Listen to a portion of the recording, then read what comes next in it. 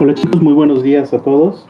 Les agradezco estar presentes en esta sesión tan importante en las cuales estamos revisando pues algunas preguntas más frecuentes que hay en torno al modelo de Naciones Unidas. Entonces, en torno a las preguntas que hay, es muy importante dar respuesta a estas diferentes interrogantes, ya que cubren pues muy importantes aspectos de lo que llevamos a cabo en el modelo de Naciones Unidas, con qué objetivo lo hacemos, con qué principios lo estamos llevando a cabo, la importancia que tiene y hasta dónde va también esta labor. Entonces, toda esta información les permitirá llevar a cabo mejor o con más seguridad el trabajo que llevan ustedes en el modelo de Naciones Unidas. Muchas veces pasa que llega algún delegado que es mayor, que es algún delegado que tiene mayor experiencia y busca inventarse cosas con tal de lograr sus objetivos dentro de esto. Y eso, pues tenemos que tener cuidado con eso, porque la edad que tenemos no necesariamente significa que sepamos menos. Mientras más nos preparemos, mientras más estemos sólidos en lo que es tanto Naciones Unidas como el modelo de Naciones Unidas, como las reglas de nuestro modelo, como todas estas cuestiones, mejor podremos lidiar con las diferentes situaciones que se nos presentan en nuestro entorno. Para continuar con situaciones complicadas que se pueden dar en el momento del comité. Situaciones complicadas, aquí pues de todo lo que puede pasar, es tratar de prever, es tratar de estar atentos, es tratar de estar listos para cualquier cuestión de diferentes aspectos que se pudieran dar dentro de nuestro comité. Preguntan, ¿qué se hace cuando un delegado quiere replicar un comentario de otro, pero no es su turno en la lista de oradores? Digamos, habla el delegado de la República de los Cocos y el delegado de Pepeslavia, ¿sí? Quiere hacer un comentario sobre lo que acaba de decir él. El delegado de la República de los Cocos pasó durante la lista de oradores. Estoy aquí en lo entendido que es que estamos con la lista de oradores y entonces no tiene directamente esa opción, ¿sí? No hay una moción de comentarios, ¿sí? Entonces, para poder responder esta pregunta tenemos que considerar algunas cuestiones. Primero, no existe una moción de comentarios, ¿sí? Algún tiempo en algunos modelos existía algo así. Algunos son muy contados los modelos que siguen teniendo algo así. ¿Por qué? Porque se daba de que los más grandes lo utilizaban o lo acaparaban simplemente para desacreditar lo que acaba de decir con mucho trabajo el delegado en su lista, dentro de la lista de oradores. Entonces, eso no existe no existe una moción de comentarios. Sí se puede ceder el tiempo a comentarios. El delegado puede ceder el tiempo a comentarios cuando termine. Y aquí hay que tener mucha atención como ves. Ojo con mal uso de la moción de orden.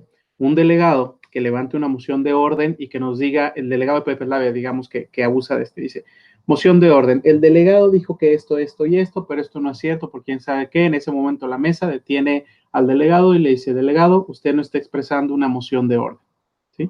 Entonces, eso es cuando un delegado experimentado trata de abusar de este mecanismo para hacer un comentario, muchas veces insidioso, muchas veces sin realmente un interés en el debate, sino en pegarle al otro nada más.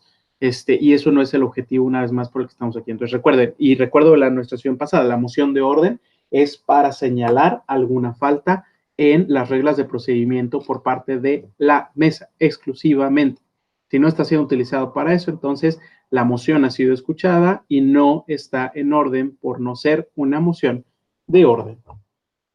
Y ojo con el abuso en preámbulos. Sucede que hay veces que un delegado que más que una pregunta tiene un comentario para el delegado, entonces hace una moción de procedimiento para abrir una sesión extraordinaria de preguntas, al hacer esto, tiene la primera pregunta y hace una moción de privilegio personal para abrir un breve preámbulo, y en ese breve preámbulo lo que empieza a hacer es una discusión de lo que el delegado dijo desde su perspectiva y diciéndole por qué está mal y contestándole. Entonces ahí inmediatamente la mesa cuando detecta eso, en ese momento le dice, delegado, por favor sea breve, presente ya su pregunta, ¿sí? Eso es lo que tenemos que tener ojo como mesa. Ahora, sí hay alternativas, de acuerdo a nuestras reglas de procedimiento. ¿Qué sucede si acaba de hablar el delegado de la República de los Cocos y el delegado de Pepeslavia quiere hacer un comentario? O digamos que el delegado de la República de los Cocos dijo algo acerca de la República de Pepeslavia en su turno en la lista de oradores y el delegado de Pepeslavia tiene la urgencia de contestar. Bueno, la primera opción o la primera cuestión es que cuando el delegado termina, el delegado cuando termina tiene tres opciones para ceder su tiempo. El delegado puede ceder su tiempo a la mesa, puede ceder su tiempo a preguntas o puede ceder su tiempo a comentarios. Por lo general, los delegados ceden su tiempo a la mesa siempre, ¿sí? Y cuando es un comité en el que suele haber muchas sesiones extraordinarias de preguntas, pues se suele, los delegados es bueno que los sean a preguntas para que ya se empiece a utilizar ese tiempo de esa manera y no tener que llevar el otro procedimiento. Entonces, puede suceder eso, ¿sí? Entonces, puede ser incluso que ya se haya pedido, digamos que tú quieres agregar lo que un delegado iba a decir, que tú estás en caucus, quedaste con el delegado, pues pídele que sea tiempo comentarios, porque a ti te toca muy adelante en la lista de oradores y ya va a suceder ahí. Esa es la primera opción. Segunda opción, pero esa es un poco más planeada, ¿no? Y depende de que el delegado A, o el delegado, digamos, en este caso, la República de los Cocos mismo, se diera su tiempo a comentarios, que serán 30 segundos, 20 segundos quizá.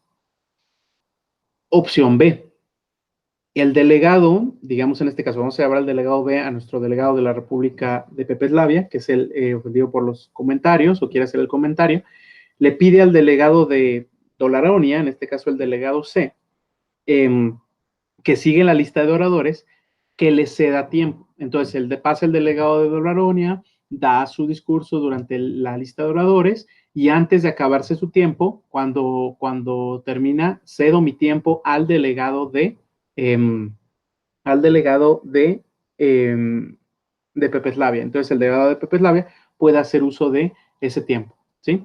Perdón, me equivoqué cuando dije arriba que solo tiene 3 opciones, a la mesa, comentarios o preguntas. En realidad son 4, porque también lo puede ceder a ese otro delegado que establece esta opción.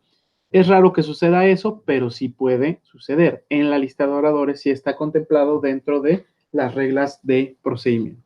Y por último, lo que puede hacer el delegado para hacer un comentario no es una sesión de preguntas, a menos que sea muy hábil para meter su comentario en la pregunta como tal, ¿sí?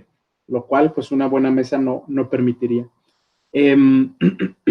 Lo que procede es que el delegado, si realmente quiere hacer ese comentario, pues solicite abrir un caucus sobre, acuérdense, un caucus o un caucus moderado siempre se hable con un motivo en específico. En este caso, el motivo no sería responderle, sino discutir las implicaciones de las declaraciones del delegado de tal. Y la mesa considerará si se está en orden o no. Considera qué tan útil es que se dé esa respuesta para el objetivo general del debate.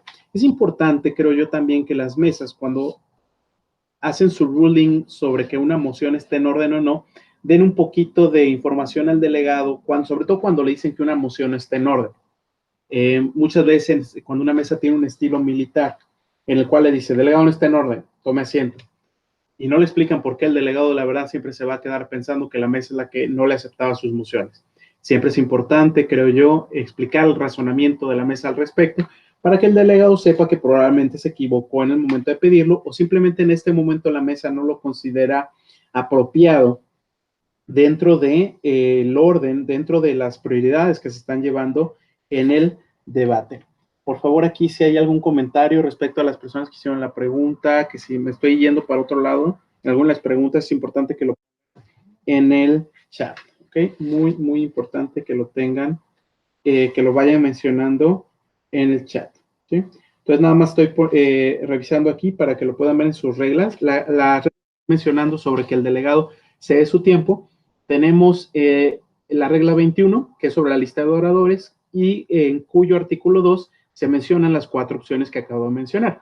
Se puede ceder el tiempo a otra delegación, ceder el tiempo a preguntas, ceder el tiempo a la mesa o ceder el tiempo a comentarios, lo cual incluso lo puede decidir el presidente. ¿Sí? El presidente puede reconocer, se lo leo textual. En caso de que la elección no sea a su tiempo, el presidente podrá reconocer a cualquier delegado que no sea el orador inicial para que comente durante el tiempo restante sobre el contenido de discusión que acaba de ocurrir. Los comentarios deberán realizarse bajo una conducta diplomática, es decir, no vas a responder despotricando sobre lo que acaba de decir el otro delegado. ¿Sí? Entonces, tiene esa opción o incluso esa opción se puede tomar a la elección en caso de que el delegado no ceda ese tiempo o lo ceda directamente a esos comentarios. Pues, insisto, depende mucho de que el delegado quiera hacerlo o intencionalmente no lo haga y la mesa lo decida. ¿Qué pasa en el caso de que los delegados parezcan más enfocados en debatir y no se estén acercando a ninguna resolución?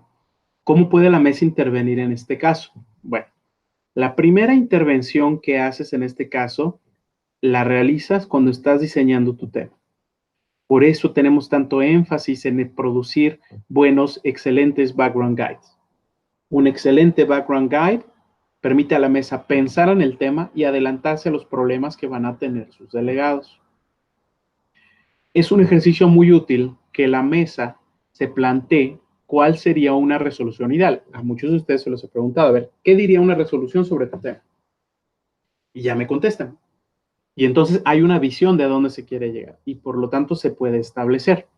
Si no la hay, lo que va a suceder, no se da ese paso previo, lo que va a poder suceder es que o el tema si es de fácil resolución o no lo es, pero no lo pudiste prever. Y al abandonar la posibilidad de preverlo, entonces, pues ahora sí que te lanzas al ruedo a ver qué sucede. Entonces, tienes esa primera oportunidad. Revisa o ten en mente cómo se vería una resolución en el caso de tu tema para que puedas desatorar a tus delegados porque ya tú pensaste en esas soluciones, en lo mismo que tú te atoraste.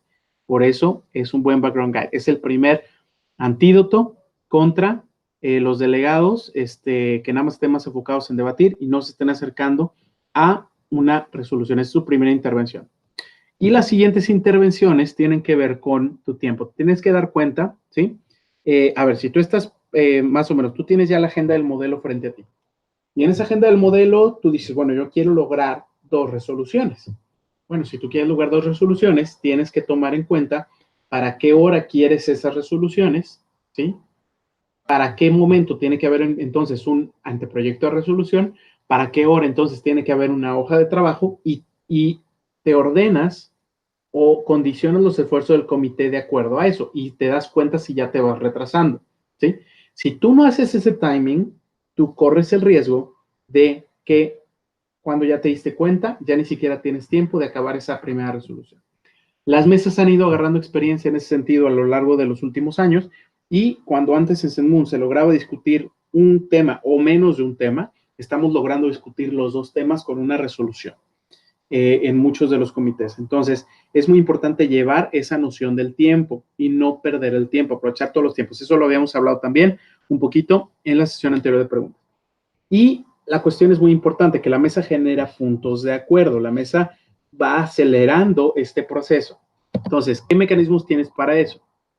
Que le den respuesta a las últimas preguntas guía. Cuando tú diseñas tus preguntas guía, yo te pido o les he estado pidiendo que algunas de las preguntas guía, si van enfocadas a que los delegados investiguen lo apropiado, la información correcta y pertinente para lo que está en discusión, pero también debe haber preguntas guía que lo van enfocando hacia la resolución. Por eso, nuestras posiciones oficiales aquí en Zenmoon deben tener propuestas, porque si no, el proceso tarda mucho más en el rato a que alguien se prende el foco. Mejor que se le prende el foco en su casa y ya llegue acá, discuta la idea, ve si es buena, vea si no es buena, y entonces ya construye consenso alrededor de ella, de las diferentes buenas ideas que se están presentando ahí. ¿Sí? Entonces, es aquí donde tenemos esa importancia de que se dé respuesta a las últimas preguntas guías. Le piden a los delegados, delegado, revisen sus preguntas guías y a dónde va este tema. Por favor, concéntrense en contestar eso a través de su resolución. Siguiente es aliarse con los delegados o algunos de los delegados para que empiecen a poner las ideas en papel. ¿Sí? Se le pide a algún delegado que conozcan, a alguno de ellos o al más activo de ellos, delegado, no se va a permitir el caucus hasta que tengan por lo menos 5 ideas puestas en papel. ¿Sí? O los caucus moderados no se van a permitir hasta que tengan 5 ideas puestas en papel, tienen 10 minutos para un caucus, ¿sí? Y que todos estén participando. Entonces, aquí es importante tener esos caucus o utilizar incluso algún receso para esa redacción, pero es mucho más, una discusión avanza y va subiendo escaloncitos cuando tiene un texto sobre el cual construir esos escalones. Una discusión que nunca pone nada en papel va a seguir siendo discusión eternamente. Entonces es muy importante que consigan algunos de los delegados, si nadie lo está haciendo naturalmente, que empiece a poner ideas en papel. Y entonces ya los delegados se centran en discutir lo que está en el papel y ya se va orientando todo esto y va tomando forma. Entonces inviten desde el inicio a sus delegados.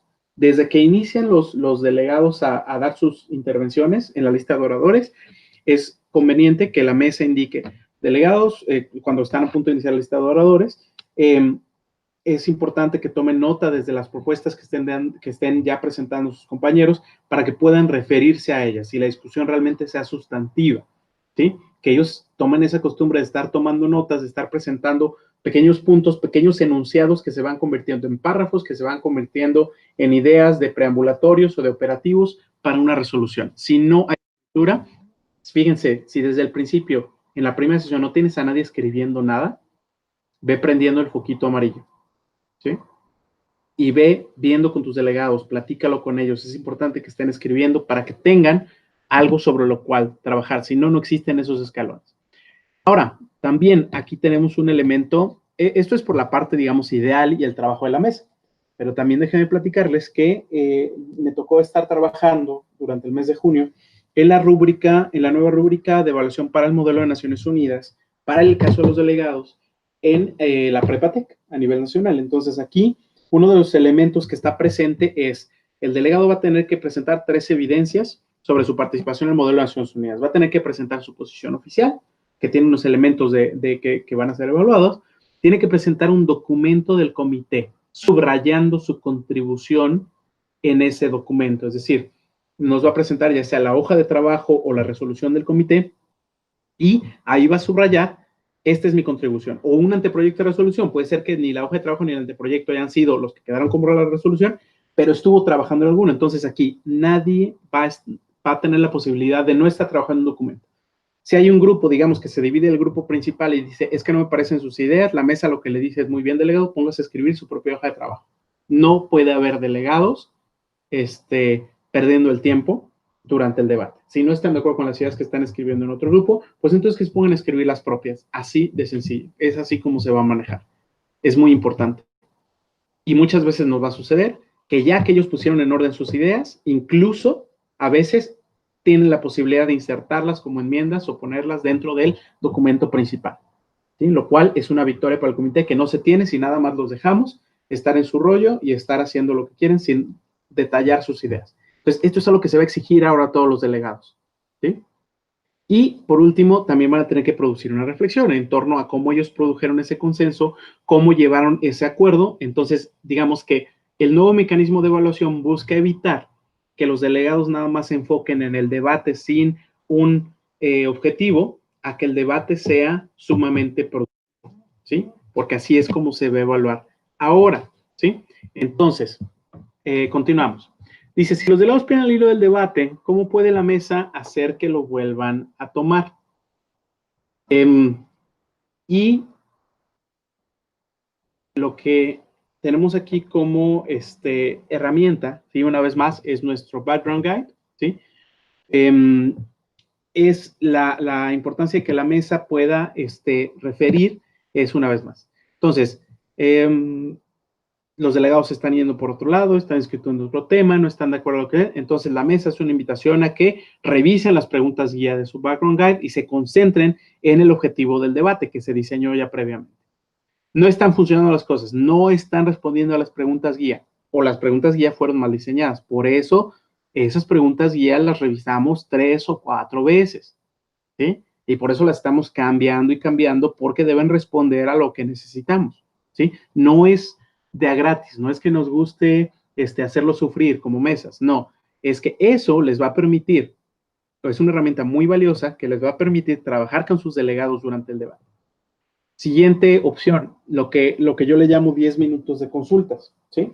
Si ven a los delegados muy perdidos en lo que realmente están haciendo, le permiten que tengan 10 minutos para consultar, ¿sí? Ya sea en la red, ¿sí? En alguna fuente oficial sobre la información que deberían estar debatiendo, ¿sí? Entonces, esto lo llamo 10 minutos de consultas. Una consulta en el jargon diplomático es cuando un representante de un estado, digamos, contacta con la Cancillería para obtener instrucciones, ¿sí? Entonces, con esa excusa dentro del formato, digamos, del modelo de Naciones Unidas, es que ellos se vayan realmente a buscar esa información que les falta para poder estar llevando el debate como debería estar sucediendo. Y aquí yo lo digo como 10 minutos como una unidad muy, muy práctica. Sin embargo, pues ustedes decidirán como mesa qué tan grave está el asunto. Si necesitan dar un poquito más de tiempo, Pero ojo, no se trata, no es un tiempo de distracción, es un tiempo de estar concentrándose y estar guiando eso. Digamos que aún así las cosas no funcionan. Y digo que aquí se supone que además los delegados presentaron una posición oficial antes, hicieron trabajo, hicieron propuestas, hicieron todo. No debería de suceder. Entonces, se tiene una plática al cierre de la sesión en la que se dice a los delegados que espera la mesa en la siguiente sesión. ¿Sí? Históricamente he tenido incluso mesas que a partir de perder el hilo del debate deciden que no van a entregar a un mejor delegado y eso les mencionan a sus delegados. Y entonces los delegados se ponen las pilas de una manera impresionante. Y hay veces que no, también. Eso ya dependerá de cómo está conformado el comité. Pero es una cuestión incluso válida en situaciones muy extremas. Hay que tener ese momento de sincerarse con los delegados respecto a lo que está pasando. Ojo, y en este sincerarse no se trata de señalar a delegación ABCD, ustedes no están siguiendo su posición. No, se trata delegados, en general se comenta la problemática y les abren la ventana. Si alguno tiene dudas sobre lo que está haciendo, acérquese por favor a la mesa, ya que salgan. Entonces ya individualmente, si uno se acerca, ojalá que se acerque a aquel que quizá la está regando o ustedes lo interceptan en algún momento y separados de los demás les indican qué es lo que está sucediendo respecto a lo que está pasando en el comité. Muy bien, siguiente pregunta. ¿Cómo funciona el proceso de votación de la resolución? Y para esto tenemos una magnífica contribución de nuestra exalumna Débora, en la cual ella hizo un diagrama de flujo de las reglas en torno al cierre de debate, que es el proceso de votación de una resolución, ¿sí? Sin embargo, en nuestra regla de procedimiento, así bien, viene la regla 31 y las reglas 30, 31 y 32, que son cómo presentar un anteproyecto de resolución, cómo es el cierre del debate y cómo se hace el voto por lista formal, ¿sí? Que es la única diferencia que tiene realmente el proceso de votación de una resolución. Entonces, este proceso toma desde que se presenta el anteproyecto, desde que se reconoce, perdón, el proyecto de resolución, ¿sí? Entonces,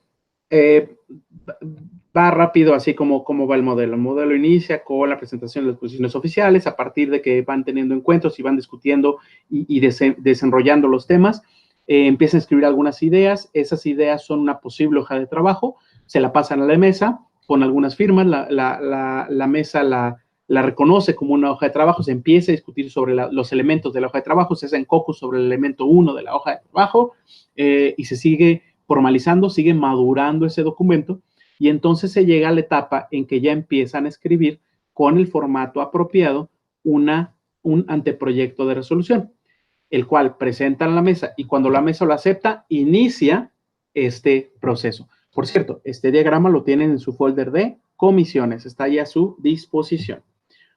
Entonces, el proyecto de resolución A1, fíjense, aquí estamos tomando A por el tema, si no sería A o B, y 1 porque puede haber 2, 3, 4, dependiendo del orden que haya sido presentados. Puede haber incluso 2 en el mismo momento. Es reconocido por la mesa, ¿sí? Entonces, hay ese proyecto de resolución que es reconocido por la mesa. Si la mesa dice, aquí tengo un anteproyecto de resolución, yo lo estoy aceptando y desde ahora se llama el proyecto de resolución A1 y así se debe referir a ese documento. A continuación, se abre una moción de procedimiento para dar lectura al proyecto de resolución. Entonces, los delegados interesados, digamos que la propuesta del anteproyecto de resolución se lo entrega a la mesa el delegado una vez más de la República de los Cocos, la mesa lo revisa, decide que está bien, que es prudente pasar a la siguiente etapa y anuncia a los delegados, la República de los Cocos junto a la República de Dolaronia ha presentado el proyecto de resolución A1 y en este momento queda reconocido por la mesa. Lo único que está en orden en este momento es una moción de procedimiento para dar lectura al proyecto de resolución A1. Y entonces la mesa proyecta en el salón el proyecto de resolución A1 y pasan los delegados autores, uno y puede hacer el delegado que hace la moción es el que pasa, la moción de procedimiento para dar lectura y puede como privilegio personal, como moción de privilegio personal, invitar a consideración de la mesa a uno u otros dos lectores. Termina la lectura del proyecto. ¿Hay alguna duda sobre el proyecto? Si la mesa ve que hay dudas o inquietudes sobre el proyecto, lo que se hace es que delegados en este momento estaría en orden una moción de procedimiento para abrir una sesión ilimitada de preguntas acerca del proyecto de resolución A1.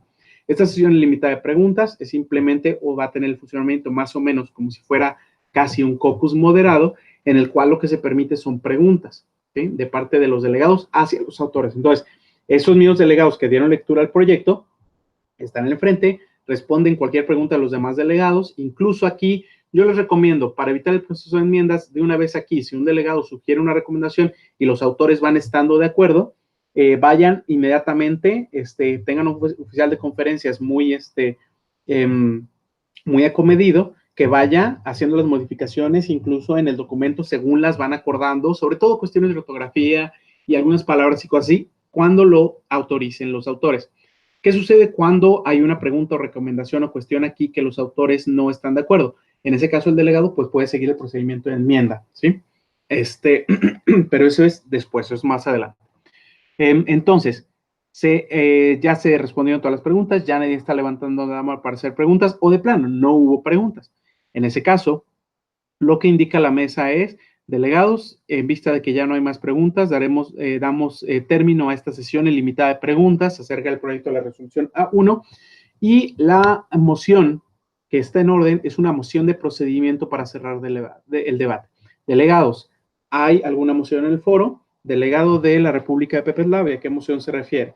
A una moción de procedimiento para cerrar, delegado de Dolarone, ¿a qué moción se refiere? Una moción de procedimiento para cerrar el debate. Delegado, usted está en orden. En este momento se abre automáticamente una lista de oradores en contra de cerrar el debate, en caso de que hubiera algún delegado que esté en contra de cerrar el debate. Delegados que quieran ser anotados a la lista de oradores. Entonces, se abre esa opción, levanta el plácar del delegado de Pepeslavia y entonces se va haciendo esa lista, ¿sí? Se va con esa lista de oradores. En esa lista de oradores, así como la del inicio, no hay preguntas, ¿sí? Con la del inicio me refiero a en la cual se elige el tema. No hay pregunta, no hay sesión extraordinaria de preguntas, no hay otros procedimientos. Simplemente es una lista de oradores que es uno tras otro, dicen por qué no debe cerrarse el debate.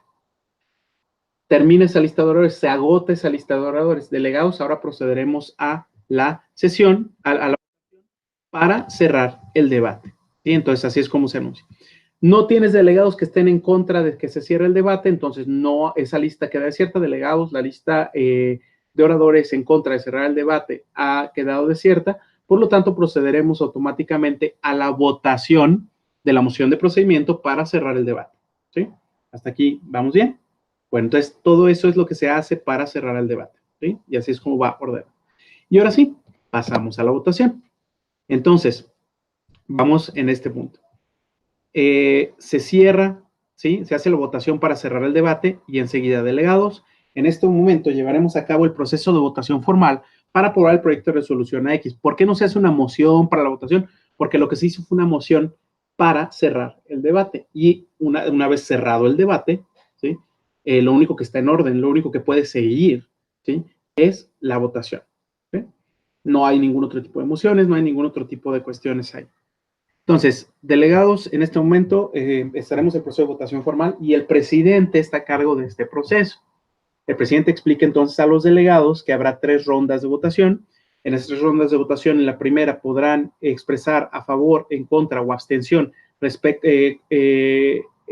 con derecho a explicación respecto al proyecto de resolución A1. Les pido aquí una disculpa, aquí dice abstinencia, debería decir abstención. Y en esas 3 rondas, entonces, en las primeras 2 rondas va a existir el derecho a explicación y va a poderse votar a favor, en contra o en abstención. Después de la segunda ronda se pasarán todos los derechos de explicación, es decir, los delegados podrán pasar a explicar por qué es el sentido del voto que están ejerciendo. Y por último, les explica el presidente, la tercera ronda solamente podrá tener votación a favor o en contra. Entonces, una primera ronda que tenga muchas abstenciones va a ser un poco ahí amarillo, ¿sí? ¿Por qué? Porque significa que el proyecto puede ser tanto aprobado como rechazado, ¿sí? El presidente entonces inicia la primera ronda, la inicia por lista, ¿sí? Y el oficial de conferencias va registrando los votos y no va a anunciar sino hasta el resultado de la tercera votación. Pasa la segunda ronda, ¿sí? Se vuelve a solicitar. Algunos presidentes lo que hacen para la segunda ronda es delegados, algún delegado desea cambiar el sentido de su voto y entonces ya nada más toman, sobre todo en un comité grande, toman a los delegados que desean cambiar el sentido de su voto para la segunda ronda.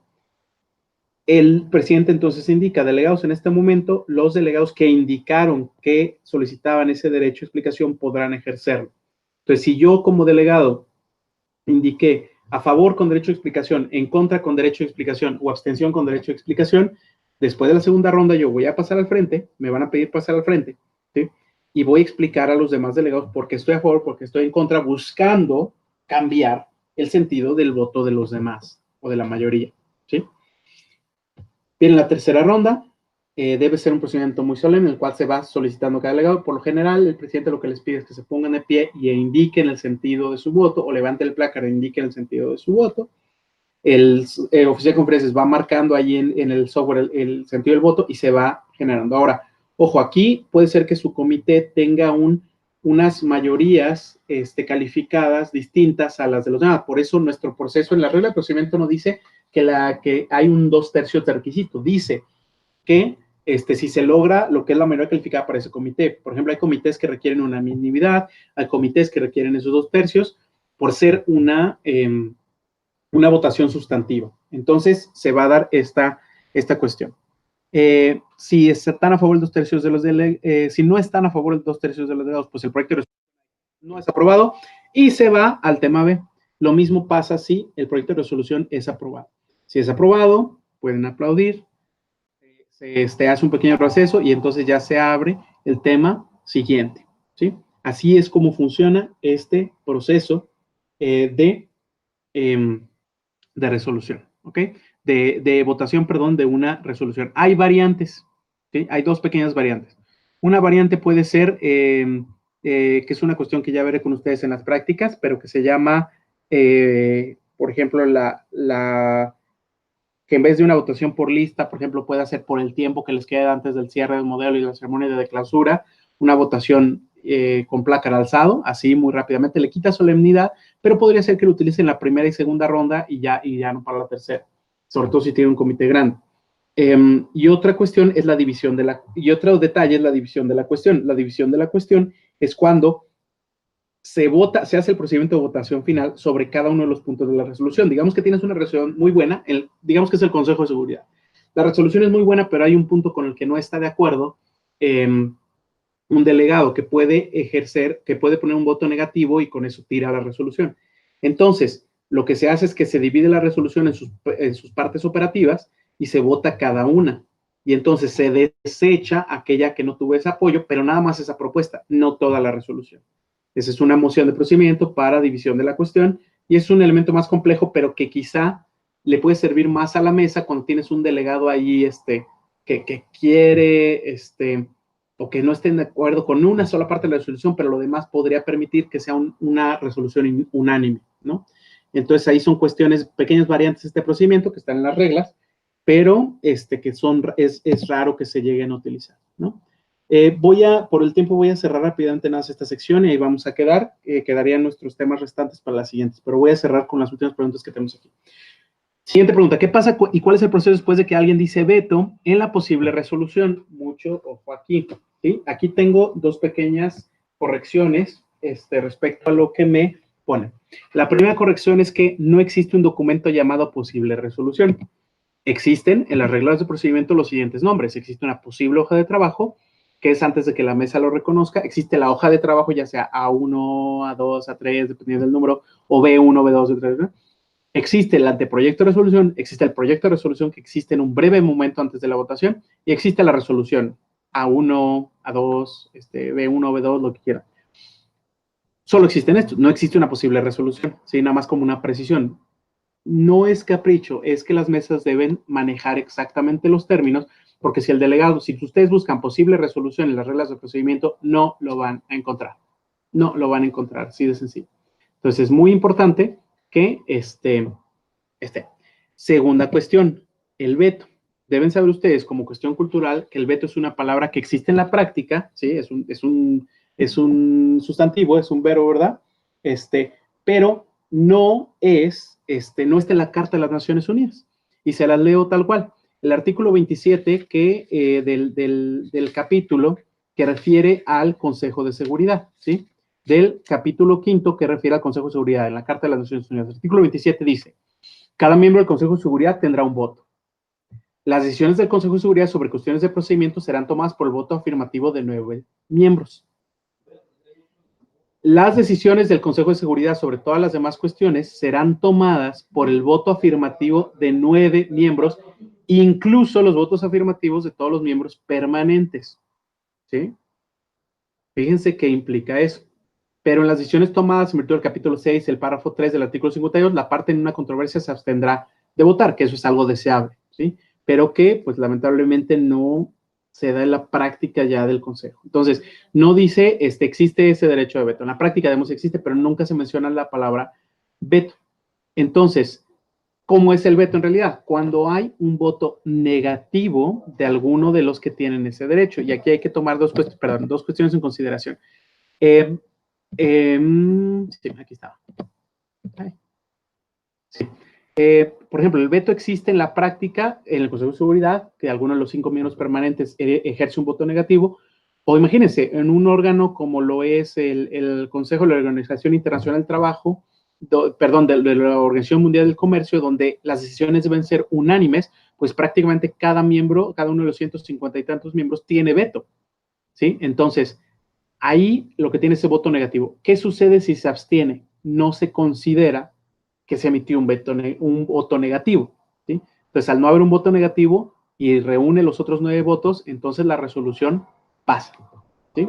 Entonces, es una cuestión que tenemos que contemplar ahí. Sí, yo sé que la parte del veto así como que emociona que el delegado diga eso, y si lo está haciendo por juego, la verdad es que ¿para qué lo tenemos ahí? ¿O para qué lo dejamos que tomar ese lugar? Se lo tenemos que explicar, es solo hay votos, como ya los establecimos, a favor, en contra o abstención en las primeras, y finalmente hay esos favor o en contra, ¿sí? Bueno, ¿qué ocurriría si alguna delegación declara algún tipo de conflicto armado a otra delegación? Yo lo que les diría es, le pedirán al delegado que se ubique, ¿sí? Ni en nuestra simulación, ni en los foros internacionales vamos a ver tal cuestión, ¿sí? Tal excepcionalidad, ¿sí? Es una cuestión muy fuera de lo que podría espontáneamente pasar, ¿sí? Hay una diferencia, ahorita se las voy a explicar. Espontáneamente, si lo hacen nada más porque sí o porque se le antojó lo que sea, le van a pedir, delegado, por favor, ubíquese, por varias cuestiones. Incluso en la realidad vamos a tener aquí que, por ejemplo, los representantes, normalmente cuando los autorizan a participar en un foro internacional, están por un tema o están por una serie de cuestiones. No, un representante de un país tiene la facultad de declarar la guerra. Incluso algunos dicen, bueno, es que mi comité tiene jefes de Estado y quién sabe qué, y lo quiero jefes de Estado para que declaren la guerra. No, señores, los jefes de Estado no declaran la guerra nada más porque se les antoja, ¿sí? La mayoría de las repúblicas, ¿sí? En los sistemas democráticos, tienen una facultad que va a aprobar al Ejecutivo para que haga una declaratoria de guerra, ¿sí?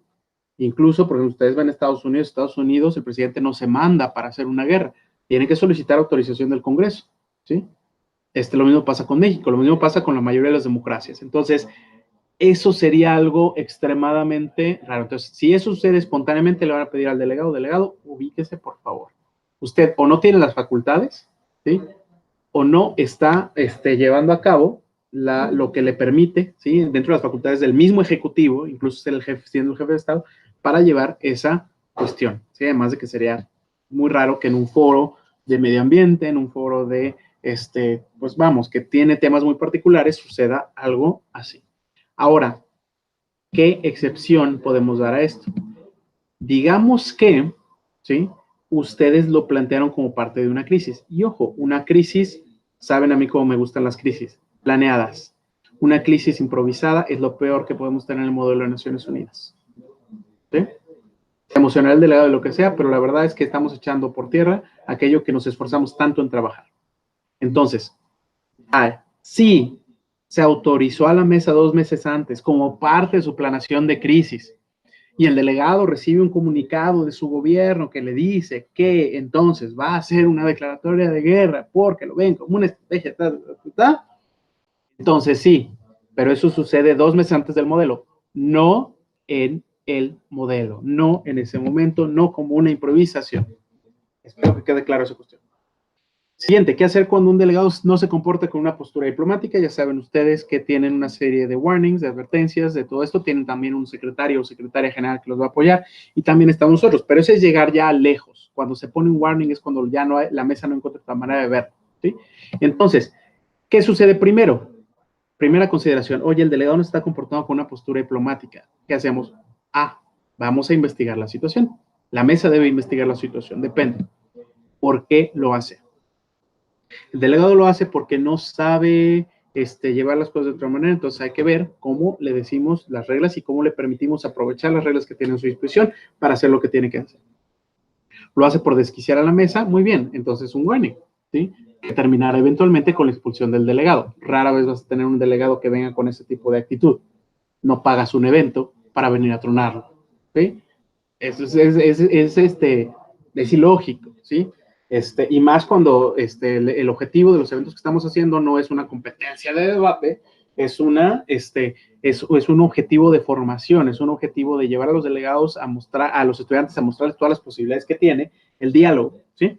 Entonces, tienes que saber por qué lo hace. ¿Sí? Acércate, escríbanle al delegado, pregunten y ya. Y a partir de que sepas por qué lo hace, entonces ya tomas las decisiones. Ojo, siempre traten de apoyarse. Cuando tengan que tomar este tipo de decisión más grave, apóyense con su secretario o secretaria general o con un servidor para que tengan todo el respaldo necesario, ¿sí? Porque este tipo de decisiones pues ya son un poquito más graves. Ahora, si quieren ver ejemplos de cómo un máster lleva las situaciones de delegados que no se comportan con una postura diplomática, yo les tengo 3 recomendaciones que son de los que soy personal fan, ¿sí? Estos son mis 3 modelos a seguir de los presidentes que han tenido delegados súper difíciles y que les hicieron frente de una manera tan decisiva y tan apegada a los objetivos de lo que se estaba haciendo que prácticamente el comité les aplaudió cuando llamaron esa atención. ¿Sí? Primero tenemos a John Bercow. John Bercow es Member of Parliament en el Parlamento del Reino Unido y lo ha sido durante 10 años. Es uno de los speakers que más tiempo ha tenido. Es decir, bueno, es Member of Parliament, pero además ha sido Speaker of the House of Commons. Y como Speaker of the House of Commons significa que él preside las sesiones y allá en el Reino Unido cada miércoles va el primer ministro al debate de la Cámara de los Comunes y le lanzan preguntas y entonces hay miembros del Parlamento que se portan quién sabe qué les picó ese día y se portan muy mal.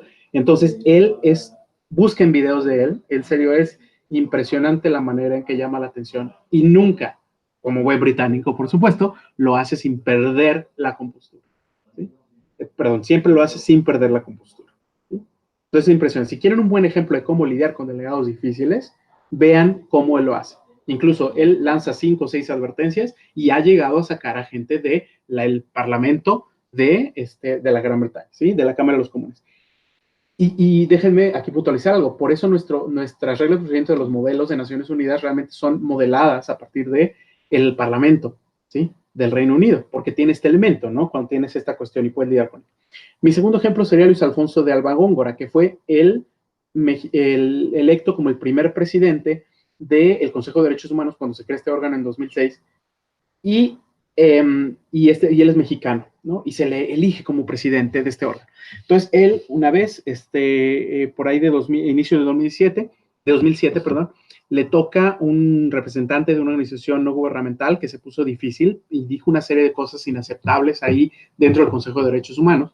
Y entonces, el Luis Alfonso de Alba, el embajador Luis Alfonso de Alba se lo dijo muy claramente. Representante, no le voy a... normalmente cuando habla un delegado, habla un representante, se le agradece por su intervención y se continúa. Entonces, lo que dice él, no le voy a agradecer por su intervención, dado que usted llevó a cabo una serie de declaraciones que no tienen lugar en este consejo. Le voy a pedir que en cualquier intervención futura tenga en cuenta los objetivos de este consejo. Entonces, fue muy claro en lo que estaba marcando ahí, ¿sí? Sin tener que expulsarlo, sin tener que perder la compostura, nada así.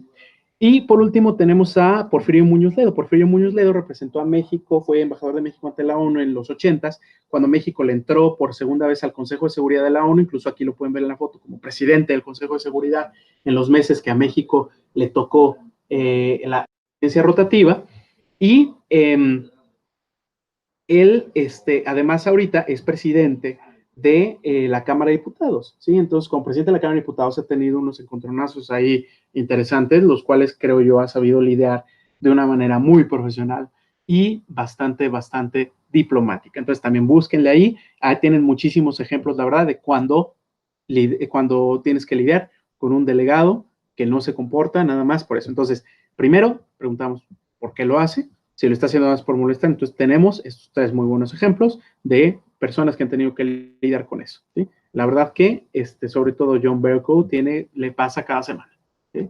Y todo lo encuentran, por supuesto, en el maravilloso Internet.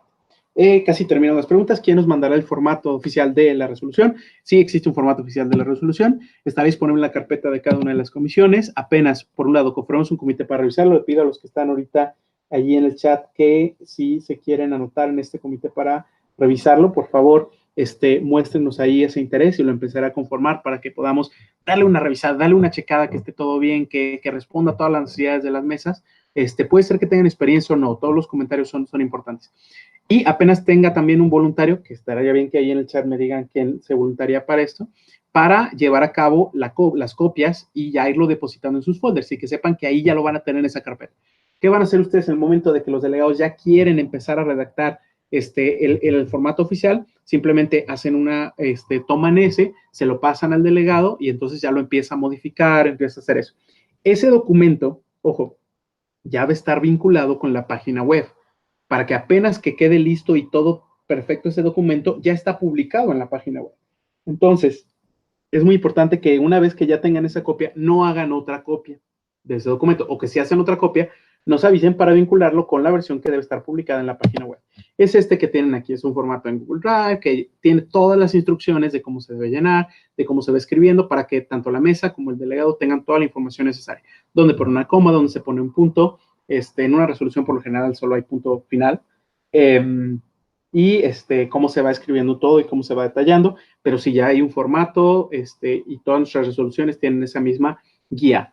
No, ojo, hay que aprender a hacer esa resolución para que no queden cosas muy distintas a esto. Acuérdense que también ese documento lo va a presentar el delegado y las vamos a leer todos los profesores, a fin de cuentas, ¿sí? ¿Se puede llegar a un acuerdo en que alguna de las reuniones no esté 100% de acuerdo? Sí, que es algo de lo que mencioné anteriormente, ¿sí? Entonces, ¿es estrictamente necesario para la votación? Te preguntas esto. Entonces, cuando tienes una votación que necesariamente o sería importante o la mesa quiere que sea unánime, entonces sí, es importante que te preocupes por eso. Pero si ya tienes a la mayoría, pues no tiene mucho sentido que te metas en esta cuestión de que el delegado a fuerzas tenga que aprobar eso. Ahora, que si tú quieres incluir un delegado que no está de acuerdo con uno solo anteproyecto de resolución, entonces lo que vas a hacer es que está la moción de procedimiento para la división de la cuestión que había platicado anteriormente, ¿sí? Y que encuentran dentro de sus reglas, ¿sí? Hacia la regla 34 que habla sobre la resolución, ¿sí? Muy bien, chicos, pues les agradezco mucho su presencia, su atención para esta serie de cuestiones. Entonces, si no hay ninguna pregunta, si no hay ninguna otra cuestión, pues entonces aquí damos por terminada nuestra sesión, nuestro trabajo aquí. Pues me despido, espero esto les esté siendo muy útil para darle forma a su proyecto de ser el mejor grupo de comités que Zenmoon ha tenido en su historia. Muchas gracias a todos por su atención, por sus preguntas, por su constancia, por su exigencia de que aquí tengan pues, la mejor información, las mejores atenciones al respecto, y nos estaremos viendo luego.